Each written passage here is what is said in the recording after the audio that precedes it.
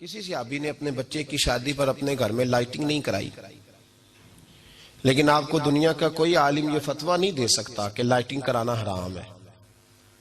आप शादी के मौके पे सारी गली सजा लो, आप सारी छतों पे लाइटिंग करा लो, कोई आदमी ये आपको फतवा नहीं दे सकता कि शादी के मौके पर लाइटिंग कराना जायज नहीं। कभी सुना है आपने किसी से? बोलिए। ये जायज है, जायज पैसे हैं तो ठीक। बल्कि मैं इससे आगे बढ़ता हूं, इससे थोड़ा और आगे जाता हूं।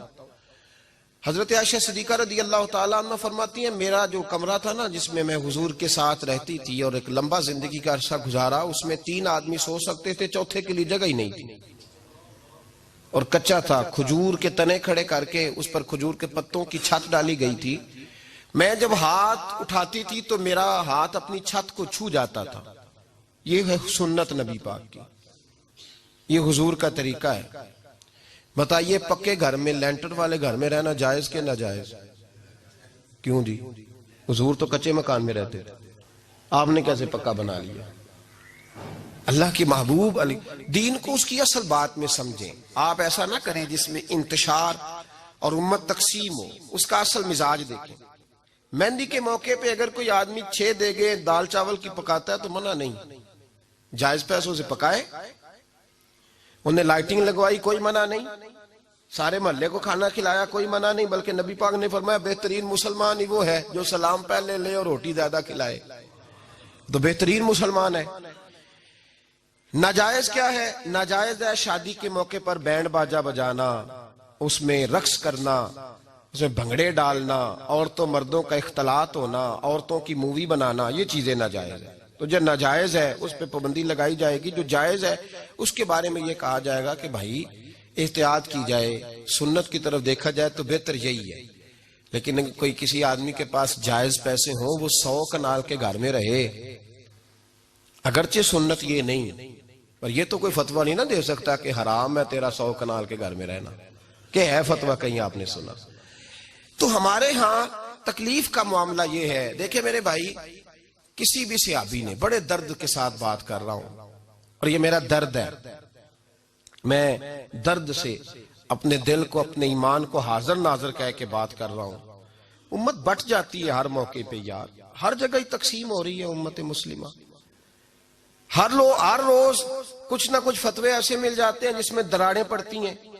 किसी सहाबी ने किसी मस्जिद के अंदर इश्तिहार छपवा के, ऐलान करा के दरसे कुरान कराया है कभी? सीरतुन नबी का जलसा, खत्म बुखारी, मदरसे का दस्तारे फजीलत का जलसा, आपने इश्तिहार पढ़े हैं ना? ये सारे मकातिब फिक्र के होते हैं कि नहीं होते? किसी सहाबी ने इस तरह, वो तो रोज दरसे कुरान देते थे, लेकिन इस तरह इश्तिहार छपवा के, पोस्टर लगा के, और मिस्र से किसी सहाबी को स्पेशल बुलवा के या यमन से बुलवा के मस्जिद के अंदर कभी दरसे कुरान के इज्तिमात कराए, सीरतुन नबी के जलसे, खत्म बुखारी के? ओ भाई, ये सारी चीजें हुजूर के सहाबा की सुन्नत से मुरवजा अंदाज में साबित नहीं। मुझे बता मेरे भाई, मैं दर्द के साथ तुझसे सवाल करता हूं कि सीरतुन नबी के जलसे में तू पेशावर से मौलाना बुलाए, पिंडी से बुलाए, तू गुजरात और कराची से लोगों को बुला करके अगर सीरत का जलसा कराए और तू उसमें एक आदमी को कराची से बुलवाया जा रहा है तो तूने उसको 20,000 की टिकट भी दी और इश्तिहार पे भी जलसे पे खर्च हुआ, फिर लंगर भी पका, खाना भी तूने खिलाया, ना तुझे कोई बेवा याद आई, ना तुझे कोई मिस्कीन याद आया, ना तुझे कोई गरीब याद आया? हालांकि कहना चाहिए था ना, ये जो लाख रुपया लग रहा है किसी बेवा की खिदमत कर देनी चाहिए, यतीम को दे देना चाहिए। दर्द के साथ बात कर। सवाल मेरा ये है कि वही काम जो सीरत के जलसे में होते हैं, पहले तिलावत होती है, फिर नात होती है, फिर किसी आलिम का बयान होता है, वही काम सिर्फ नाम बदल के किया जाए, ईद मिलादुन नबी नाम रखा जाए सल्लल्लाहु अलैहि वसल्लम। ये मैं आपके ज़हनों पे दस्तक दे रहा हूं, तकरीर नहीं कर रहा, सिर्फ दस्तक दे रहा। ओ भाई देखो, एक आदमी वही काम नाम बदल के करे तो जायज है, और अगर उसमें नबी पाक के मिलाद का नाम रख लिया जाए या नात का नाम रख लिया जाए तो फिर मुझे इजाजत दे, मैं तुझसे सवाल करूं कि सिर्फ तुझे हुजूर की तारीफ पूरी लगती है? फिर मुझे इजाजत दे कि मैं तुझसे पूछूं कि सिर्फ तुझे नात अच्छी नहीं लगती? फिर मुझे इजाजत दे कि मैं तुझसे पूछूं कि तुझे सिर्फ रसूलुल्लाह के कसीदे अच्छे नहीं लगते?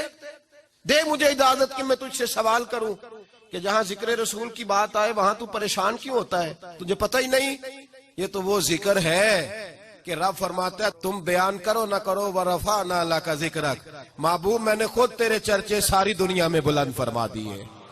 और नबी पाक ने पूछा हजरत जिब्रील से कि चल जिब्रील तू बता मेरी उम्मत को पता चले रब ने मेरा जिक्र कैसे बुलंद किया है।